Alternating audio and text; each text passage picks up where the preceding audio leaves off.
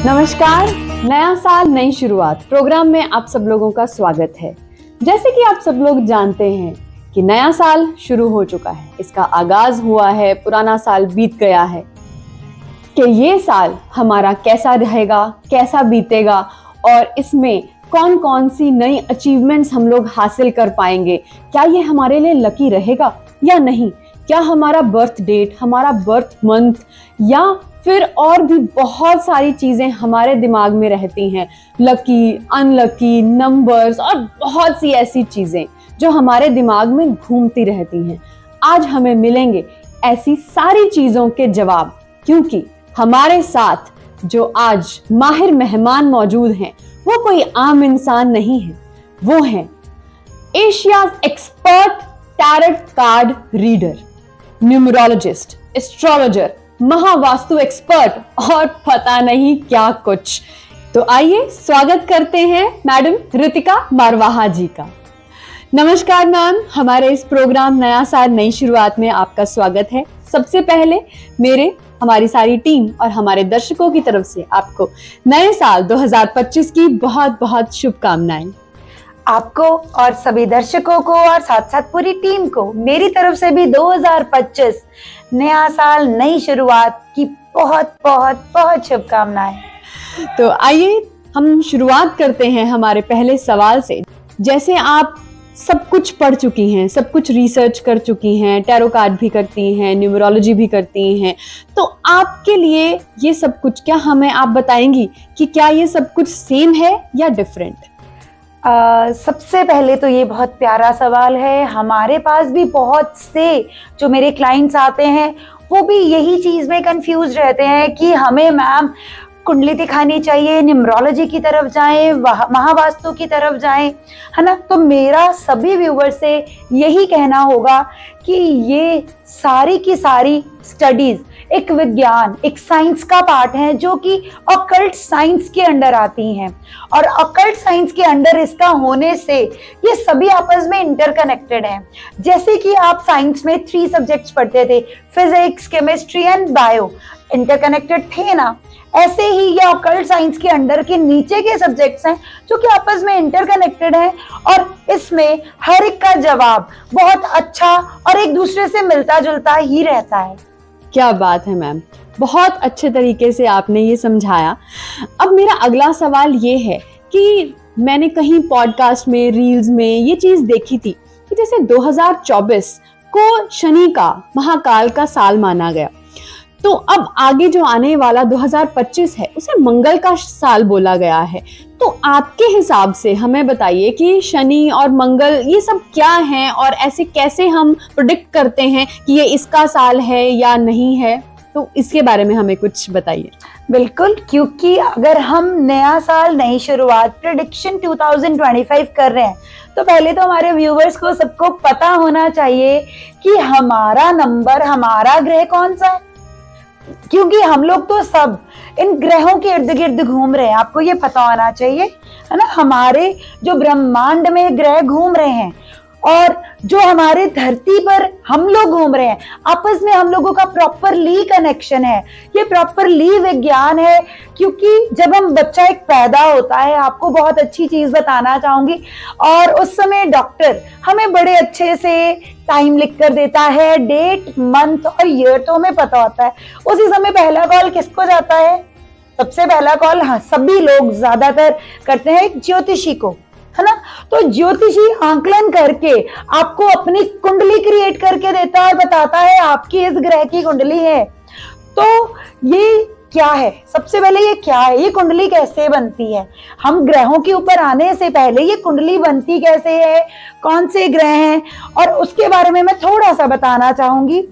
ये जब बच्चा पैदा होता है, आसमान में जो ग्रह की पोजीशन जहां पर घूम रही है, बचपन से आपने देखा नवग्रह एक ऑर्बिट सुना है ना, व्हाट इज ऑर्बिट?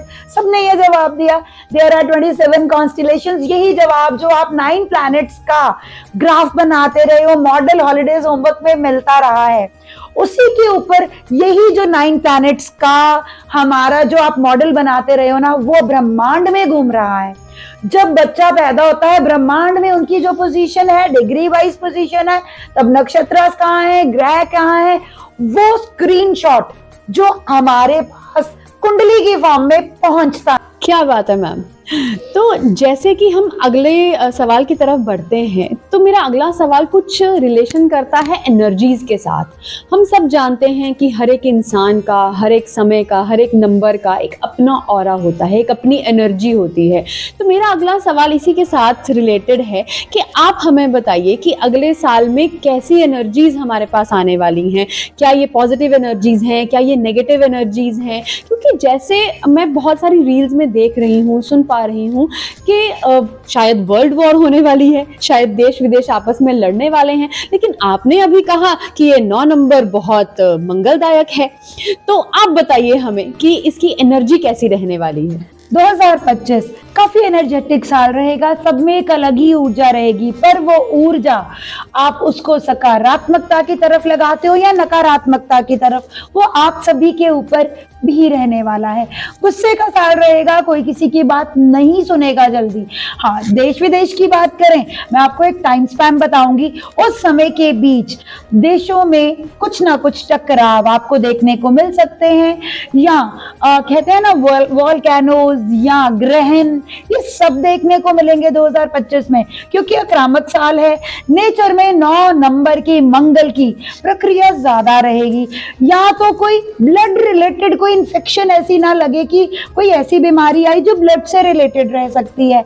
और सरकार की बात करें तो सरकारों में भी उथल पुथल होगा, और खास तौर पर 29 मार्च से 29 मई के बीच थोड़ा सा सभी को संभल कर रहना पड़ेगा।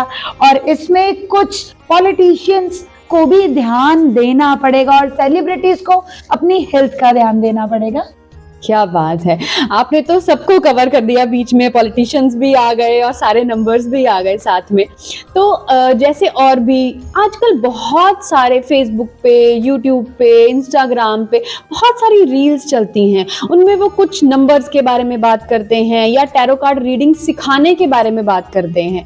तो क्या इस तरह से ऑनलाइन क्लासेस या इसके थ्रू हम टैरो कार्ड रीडिंग सीख सकते हैं? बिल्कुल ऑनलाइन सीख सकते हैं, हम हर काम ऑनलाइन कर रहे हैं। इस समय हम जो बात कर रहे हैं, जो हमारे व्यूवर्स तक पहुंचनी है, वो ऑनलाइन माध्यम से ही पहुंच रही है। और डेफिनेटली आप लोग कोई भी ऑकल्ट साइंस की पढ़ाई है, कोई भी ज्ञान हासिल करना चाहते हैं, ऑनलाइन बहुत अच्छे से हासिल कर सकते हैं। लेकिन हमें कैसे पता चलेगा कि जो हमें सिखा रहा है वो ऑथेंटिक है या नहीं, वो हमें सही सिखा पा रहा है या नहीं? क्या हम कभी इस तरह के कामों में किसी गलत हाथों में तो नहीं जा रहे हैं? क्या मतलब जैसे काली विद्या होती है, क्या ये सब कुछ सच है? काली विद्या बिल्कुल सच है। आपने उसके आगे पहले नाम क्या लगाया? आपने कहा काली विद्या, आपने तो खुद ही कह दिया विद्या है। कोई भी विद्या है, जरूरी नहीं उसके आगे काली नाम लगा दिया गया। कोई भी विद्या है, कोई भी विद्या नकारात्मक ऊर्जा नहीं देती। हमने अभी पहले बात करी थी साइंस के बारे में, फिजिक्स, केमिस्ट्री, बायो। लैब में जाते थे बहुत बच्चे, उसी केमिकल में से कुछ अच्छा प्रोडक्टिव दे देते थे, कुछ बच्चे उसी प्रोडक्शन में से कुछ नेगेटिव, जैसे विस्फोटक बम भी बना देते हैं। एटम्स तो वही है ना। तो इसी तरह से विद्याएं हैं, पर नकारात्मकता निकाल रहे हो आप उसमें से या सकारात्मकता, वो जो सीख रहा है या जो सिखा रहा है उस पर निर्भर करता है। बहुत अच्छा मैम।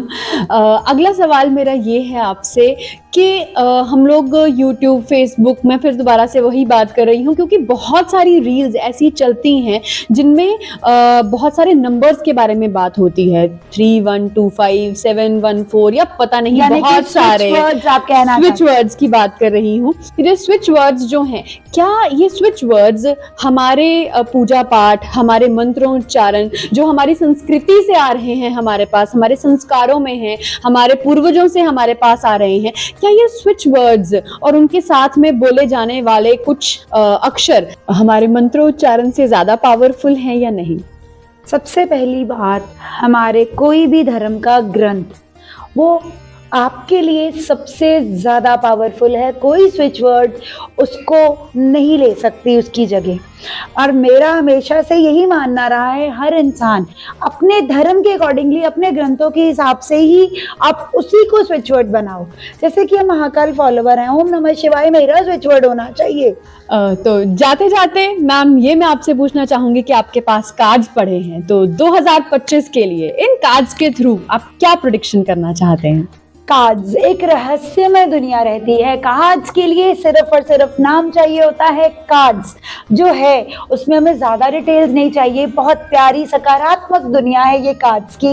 इसके माध्यम से मैं बताऊंगी 2025 आप सभी के लिए क्या सकारात्मकता लेकर आ रहा है। 2025 गुस्सा कम करिएगा, क्रोध में कम रहिएगा, और सबसे इम्पोर्टेंट इस साल जैसे मैंने पहले ही कहा 2 बार चंद्र आ रहा और एक बार मरकरी यानी कि बच्चों के साथ ज्यादा समय व्यतीत करेगा। और सबसे इंपॉर्टेंटली सेव वाटर का मुहिम रखिएगा, और जूठा पानी कभी भी मत फेंकिएगा, क्योंकि 2 बार चंद्र का आना, नॉट टू वेस्ट वाटर। हाँ, ये मैं जरूर कहूंगी कि मंगल का साल है। और अब देखेंगे हम टैरो कार्ड के माध्यम से आप सभी का ये साल कैसा आ रहा है। सबसे पहले टैरो कार्ड के माध्यम से हम देखना चाहेंगे पहली राशि हमारी मेष राशि के जातक। इनके लिए टैरो कार्ड के माध्यम से नया साल 2025 क्या सकारात्मकता लेकर आ रहा है। आप सभी को बता दूं जी, टैरो कार्ड के माध्यम से 2025 आप लोगों को थोड़ा सा इमोशनली वीक ना कर जाए, ध्यान रखिएगा, रिश्तों को संभाल के रखिएगा, नए रिश्तों को सोच समझकर अपने अंदर एंट्री दीजिएगा, और पुराने रिश्तों को संभाल कर रखिएगा। अगर हम फाइनेंसेस की बात करें तो अपने लेडी लक की राय से ही काम करिएगा और बच्चों के साथ अच्छा समय व्यतीत करिएगा। अब हम बात करेंगे वृष राशि के जातकों के लिए 2025 कैसा आ रहा है। वृष राशि के जातकों, आप लोगों को फैमिली में एक अच्छा बॉन्ड मिलेगा। आपकी फैमिली वैसे तो पहले भी एक सकारात्मक ऊर्जा रखती थी, पर ये 2025 आपके लिए और सकारात्मकता लेकर आ रहा है। आपके दोस्त भी इस समय आपके परिवारजनों की तरह ही आपके लिए आगे बढ़कर रहेंगे। पर हाँ, एक चीज कहूंगी, दोस्तों के चक्कर में अपने जीवन साथी को समय देना आप लोग बिल्कुल भी मत भूलिएगा। फाइनेंसेस की बात करूं तो इस साल आपको किसी पर भी विश्वास नहीं करना, नहीं तो मुझे कहीं ना कहीं आपका पैसा खराब होता हुआ दिख रहा है। अब तीसरी राशि की बात करें तो तीसरी राशि है जी हमारी मिथुन राशि। मिथुन राशि के जात को आप लोगों के लिए ये साल तो फाइनेंसेस को लेकर बहुत ही बढ़िया आ रहा है। पिछले कर्जे उतारने का साल आ रहा है और सितंबर तक और चीजें बड़ी सकारात्मक फॉर्म में। अपने बड़े बुजुर्गों की राय के बिना काम मत करिएगा। जिनके बड़े बुजुर्ग यानी कि पिता या दादा नहीं है, उनकी फोटो के आगे प्रणाम कर कर ही अपनी दिनचर्या की शुरुआत करिएगा। चौथी राशि है जी कर्क राशि। कर्क राशि के जात को आपको अपने जठेरे, अपने पितरों की पूजा अवश्य करनी है। अब अगली राशि के बारे में बात करेंगे, सिंह राशि। सिंह राशि यानी कि सूर्य की राशि। सिंह राशि वाले जातकों, आपको भी पैसे को लेकर किसी पर विश्वास नहीं करना। अगर अब्रॉड जाना चाहते हैं तो थोड़ा रुकिए, संयम करिए। ये साल अब्रॉड के लिए भी आपके लिए गुड रिजल्ट्स नहीं लाएगा। और वैसे अदरवाइज बात करें फाइनेंशियली, इकोनॉमिकली, फैमिली अपग्रेडिंग दिख रही है, बट आपकी फैमिली में से ही कोई आपके पैसे को लेकर आपके फंड्स को ब्लॉक ना कर दे, ध्यान रखिएगा।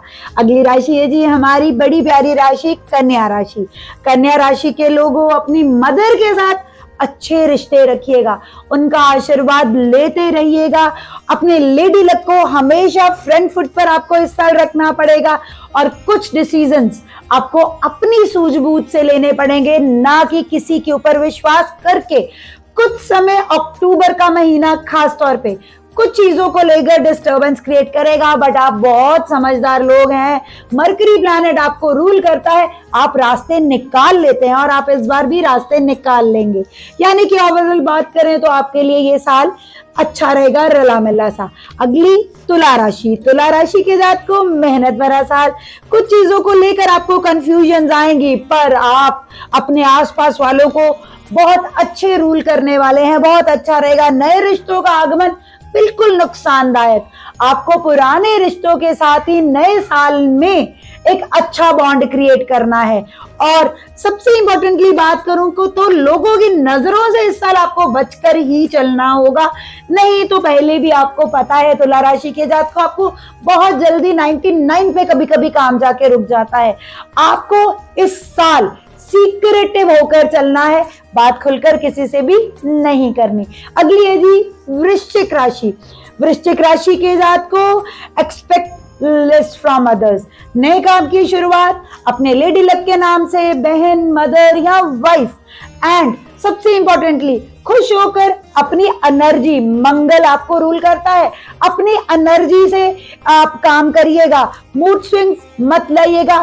बिजनेस और रिलेशनशिप्स को इस साल आपको बिल्कुल भी मिक्स एंड मर्ज नहीं करना। मेडिटेशन आप लोगों के लिए साल कंपल्सरी रहेगी।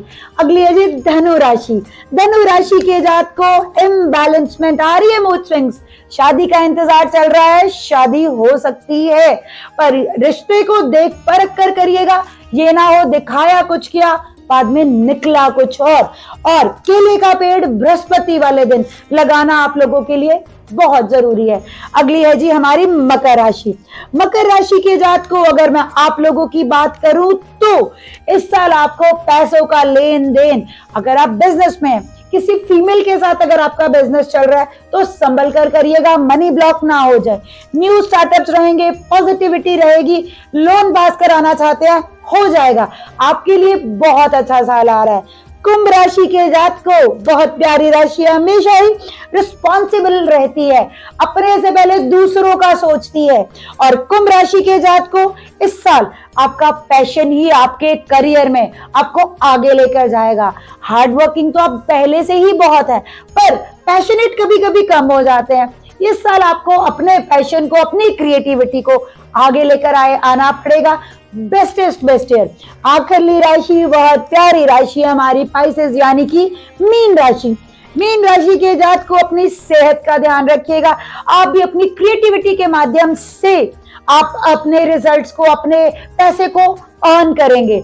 अगर कोई कोर्ट केस चल रहा है तो लॉयर जरा सोच संभल कर चुनिएगा, नहीं तो आपको दिक्कत आएगी। मीन राशि के जात को विश्वास नहीं करना आपको इस साल किसी पर, और इमोशनली यानी कि दिल से सोचने की बजाय पहले दिमाग को अपने आगे रखिएगा, फिर देखिएगा पॉजिटिव रिजल्ट्स। हाँ, बहुत से मूड स्विंग्स चल रहे हैं, यानी कि इस समय आपके जो मुझे कार्ड्स बता रहे हैं ना, केतु प्लैनेट एक्टिव हुआ पड़ा है। Black dog feeding is must for you. ये दीजिए टैरो कार्ड के माध्यम से 2025 आप सभी का कैसा रहेगा, नया साल, नई शुरुआत। क्या बात है मैम, बहुत अच्छे तरीके से आपने तो सारी दुनिया के हर एक राशि के लोगों के बारे में अपनी प्रेडिक्शन इस 2025 के बारे में बताई। बहुत अच्छा लगा, बहुत ही अच्छे तरीके के साथ आपने हम सबके 2025 के सफर को बहुत आसान कर दिया। मेरी भी राशि थी, आपने बोली बीच में, तो मैंने सुन लिया कि मेरा नया साल कैसा जाने वाला है। तो आपको और हमारे सारे दर्शकों को हम सबकी तरफ से नए साल की बहुत बहुत शुभकामनाएं, और आपको बहुत बहुत धन्यवाद। धन्यवाद। धन्यवाद।